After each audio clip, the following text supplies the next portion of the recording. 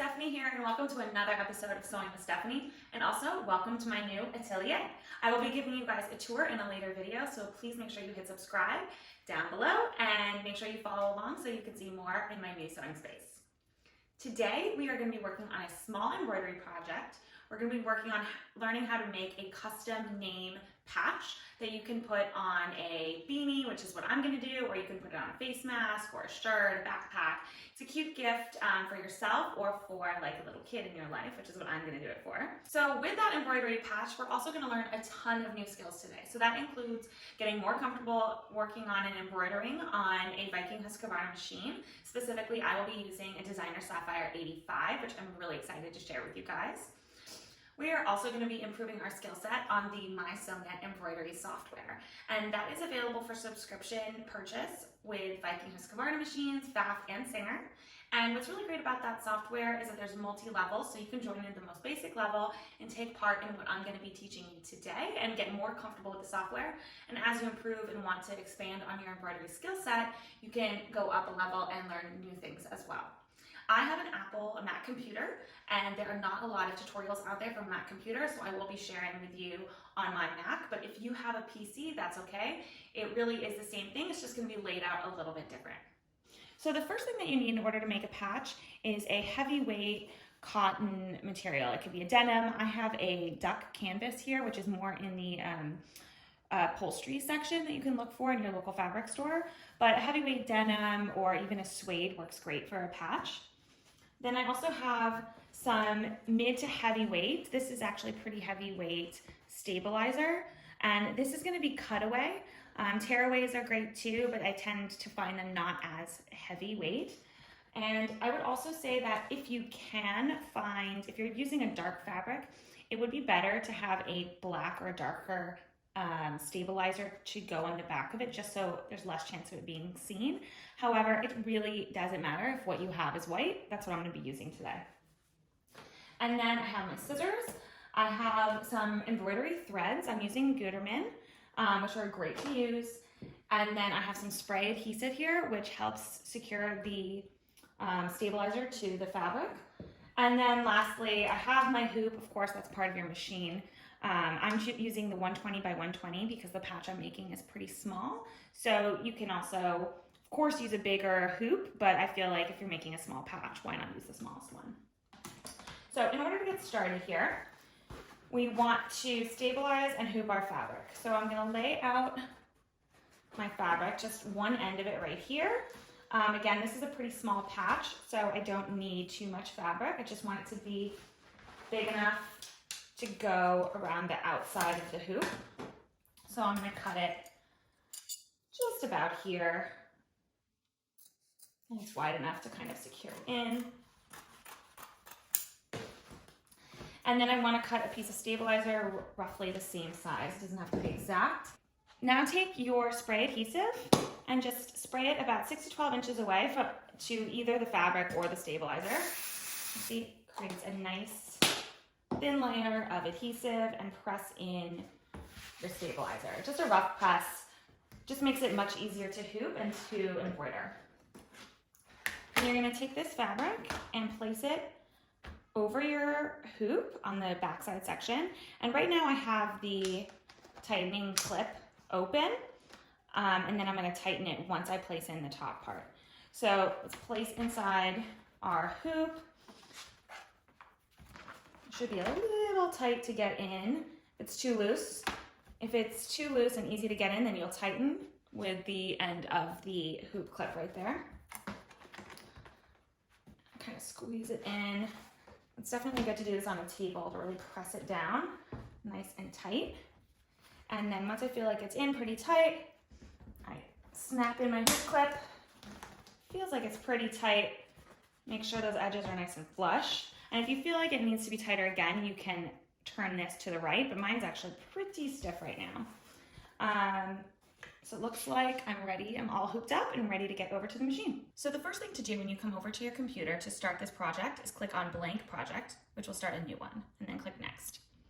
And then the first pop-up will have a drop-down of what kind of machine you have. I have the Husqvarna Viking Designer Epic series.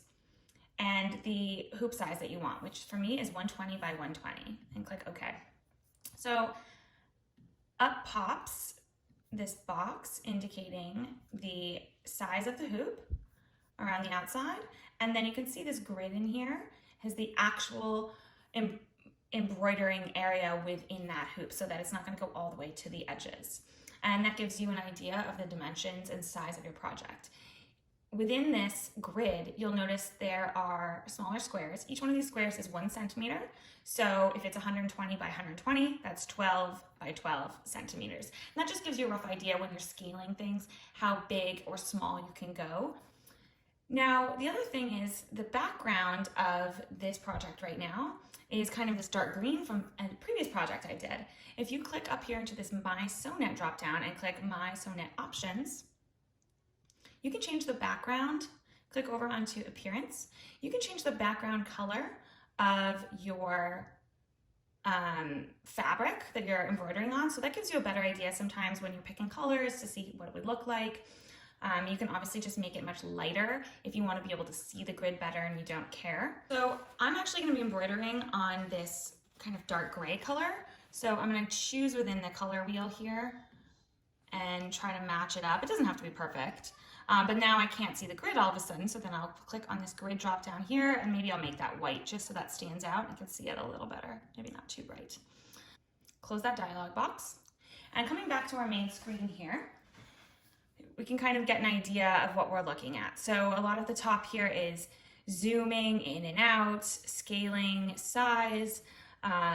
You know, you can change your hoop size or background size, what kind, if you want to view it in 3D, 2D. You know, most of this is viewing, whereas the design is predominantly on this right-hand side menu when you're in a Mac. If you're in a PC, all of the design features are going to be on the top. So in this tutorial, I am going to show you how to do a custom name embroidered patch. There's of course much more that you can do within the MySewnet embroidery software, but following along with this tutorial should give you a good idea of how to use the fonts and how to use some of the borders and other design elements should you want to, and change colors and kind of do some of the very basic things. There's plenty more to learn within this software, and you can follow along on additional tutorials to learn more. So what we're going to do is we're going to go over here to the right-hand tab where if you hover over it, it says frame. And all of these frame options are going to become available. So there are different types of frames. So there's ones that are just corners. There are side kind of details and flourishes, which are very cool if you're trying to create something that's got, you know, a vintage or you know, a monogram or something like that. And then within border options, you can pick different kinds of borders. So stars, satin stitch, etc. We're going to go back to this first tab, which is more of the traditional frames. And you can play around with different ones that you would like. For a patch, you must make sure that it is closed. So one like this won't really work because it's stars, which are really beautiful, but it's not going to be fully closed. So we're going to stick to one of these applique shields at the top here. And I've been playing around with this one, which I really like. It kind of is like a splat, which I think is really interesting. And then you can pick the stitch type in the bottom, which is going to be either satin line or an applique. We want satin line for this one. And you can pick the width. I'm going to just use the standard width for now because that actually comes out very nice for this purpose. And then you click apply. Now, you can size it just like anything else. You can just size, or you can hold your shift button down if you want to maintain that exact same dimension. And you'll notice that when you resize it, so it'll come in and then the stitch will get thicker because it will maintain the stitch width regardless of the size of your frame. So I'm going to bring it in here. I might you know what, I'm going to make it a little thinner. I might resize it as we go, but for now I'm going to leave it there.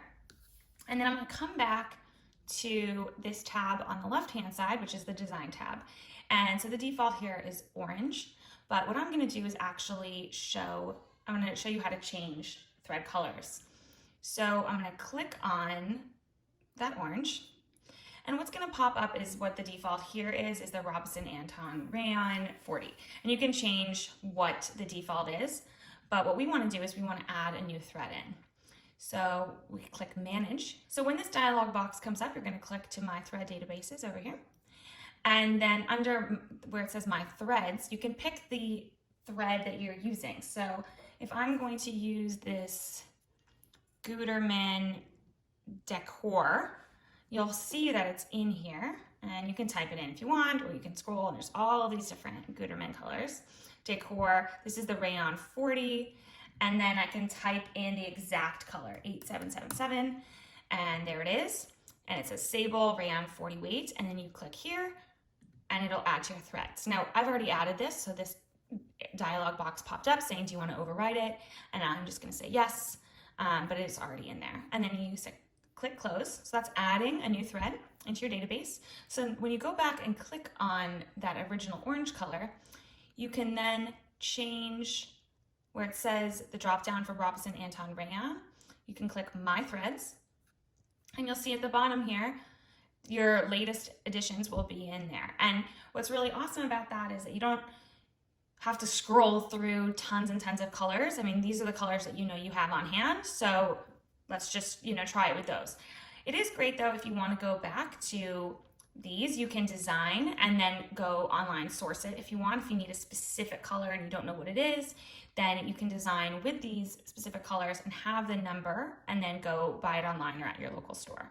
So I'm going to go back to my threads, and I'm going to pick this sable color. I like it because it's kind of tonal with my gray. And then you can see it already overridden. So because this is an applique patch, or because this is an applique border, it fills in the border as yellow, even though that's not what we will be doing. So that's just something to keep in mind. Now we're going to go over to the A, which is the letter. And if you click on the letter here, you will see all the different fonts that are available to you. Okay, here's the font I'm looking for. It's called Balloon. I like this font because it actually has like an ombre effect within the font, which is really cool. And importantly, it says that it's best within 25 to 80 millimeters. I'm actually going to be more around 15 to 18 millimeters, but it's something to think about. If something says it's best at like 50 millimeters, you probably don't want to scale it back too small. And some of these fonts are even smaller, so 15 millimeters. Some of them can go as low as 5, and you can use a search box in the top here if there's a specific millimeter size that you need. So I'm gonna click on Balloon, click OK, and then on the right hand side here, I'm gonna type in the name, and I'm creating a patch with the name Zane. Now for this font, it will be, whether it's in caps or lowercase letters, it's the same, but if you wanted all caps, then of course you have to write all caps. And then you can play with the size here. You can also scale it after you insert it into your design, so it's up to you. I'm gonna scale it down originally just to 20 millimeters here. You can also play with the width of the font, so how close the letters are together, how tall, the gap in between the letters. So there's a lot of playing around that you can do. I'm gonna make them a little skinnier, and because I need them a little small for this patch. And then here in the shape, I'm gonna leave it as a straight rectangle, but this is where you can have some fun and you can create arcs and triangles and flag and waving and all sorts of shapes if you wanna fit your patch into a specific shape. So I'm gonna click apply, and there we go. There pops in the shape, the letters that we want to make. So it popped right in. I'm going to refit it, kind of drag and drop it into the shape that I want. But now I want to go back and I want to click on my shield. And so on the left hand side here, you can see it has different layers for your design elements. So the shield is, I want to check out the size of it and play around. And right now it looks like it's about 7 centimeters, a little over, which seems about right. And then the font, I just want to fit in there perfectly. Now I could probably make it a little bigger if I wanted, just to make it more legible. I mean, 7 centimeters is still a pretty small patch, so you still want to make sure that you can read the letters. But it's up to you in your design. You can also go back here in design, in this one, super design, and you can find other elements. If you want to add in a rainbow, you can search rainbow. and you can insert that into your design. Maybe you don't want text, or you can find some kind of animal. You know, there's so many more things, and within the MySewnet library online, you can send even more animals and designs and flowers and butterflies to the software, which then you can bring into any design. So for now, I'm going to keep it there. I'm going to click on Zane and go back to my design tab because I want to change the colors. And just like we did with the border, we can change the colors here. So if you hover over on the right hand side here, you'll see that it's highlighting the area that you're changing. Now it will also show you the order that it's embroidering. So this is the order: 1, 2, 3, 4, 5, 6, 7, 8, 9. 9 steps. I'm just going to quickly change these all to the threads that I want, and then go from there. So now that I've finished recoloring this font, I'm basically ready to go. Now, it's important to think about a few things here. So if you go back and you want to change the design, the scale of the entire design, you can do that on your on the computer, on your sewing machine, on your embroidery machine, no problem. It's easy to scale that. However, if you want to scale just one element, you can't do that within the sewing machine. So it's important to make sure you like the ratio of everything before you start changing colors and sending it back and forth. The other thing is if you decide I actually want this zane to be bigger, it's going to recolor and revert back. And why is that? Because now that the font is bigger, it says actually we can do more threads and we can do it differently. And so you'll see on the back, on the right hand side here, we actually have 10 steps now, whereas before we had 9. So you can easily just click undo and go back to where you were, but it's something to think about so that you don't end up changing it and then having to waste your time changing all of the colors again. So once your design is ready to go up to File, and you are going to come down to Send right here. And you can, of course, save, name, duplicate your design within this drop down. So click on Send. And the first time you do this, you will have to pair up your sewing machine. You'll have to find it using the same Wi-Fi, and it'll walk you through that. But for now, I'm already set up. So I'm actually going to click Send Express to my MySewnet device. And I'm going to go over to my sewing machine and see where I am here. So I'm turned on here. I've clicked onto Basic Embroidery, and I'm going to pick the Standard Embroidery. Now my machine is going to calibrate, which it does every time I start embroidery.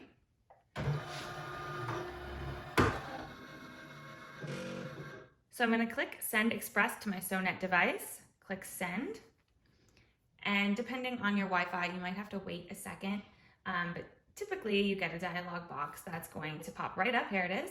Do you want to allow this MacBook Air to send commands to the machine? Click that check, and there you can see your design. The hoop has changed, 120 by 120, and your design with the colors is right there. Now, before I do anything else, I can click on this design and I can decide where in the hoop I want it to be. So if you want to do multiple designs in the hoop, you can send a few and then place them or drag them around. I don't like to waste space when I do these things, so I kind of move it all the way to the corner. So just in case I mess up and I want to do another one, I can do it above, or I can rehoop my fabric and still use it. So I'm going to put it down there. You can also resize and scale here if you want, just by dragging. But I think I like the scale that it was because I had already measured it. And we're going to get ready to start embroidering. So I'm going to thread my machine and then walk you through the next step. Okay, now that my machine is all threaded, I'm going to click Go. And the stitch out menu is going to pop up, and it's just going to double check that you have the right stitch plate, the right sensor cue foot on. You can choose how you want your color blocking to work. I'm going to do sort and merge, but it doesn't really matter for this. Click Continue. And now the machine is going to come closer because we're using that smaller hoop size. Now it says attach your hoop, which I have right here, this way.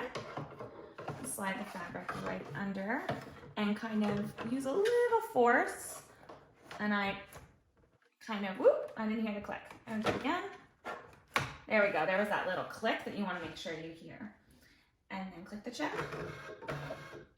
Now, You can see right here the color block list. I'm gonna have to change my colors. It looks like 10 times. There's 9 times. That's okay. That's what happens with embroidery. And the other thing is that down here, you can use these arrows to double check the location and size. So that arrow is going to show you the top right-hand side of the embroidery, top left, bottom right, whoops, and bottom left. So you get what I'm saying. And then it takes you back to center. All right, now if we're all ready to go, we are going to click the Start Stop button right here and watch it take it away.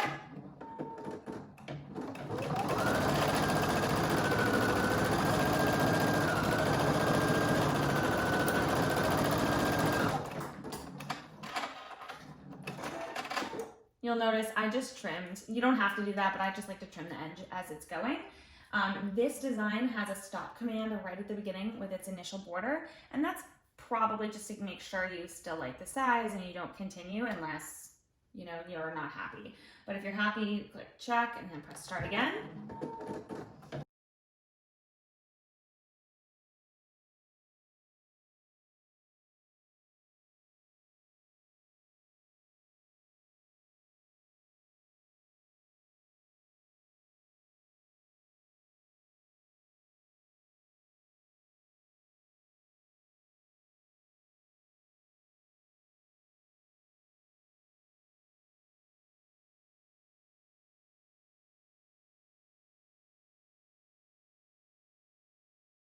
When you're done, simply cut around the edges of your patch and then hand sew them or hand tack them onto your project.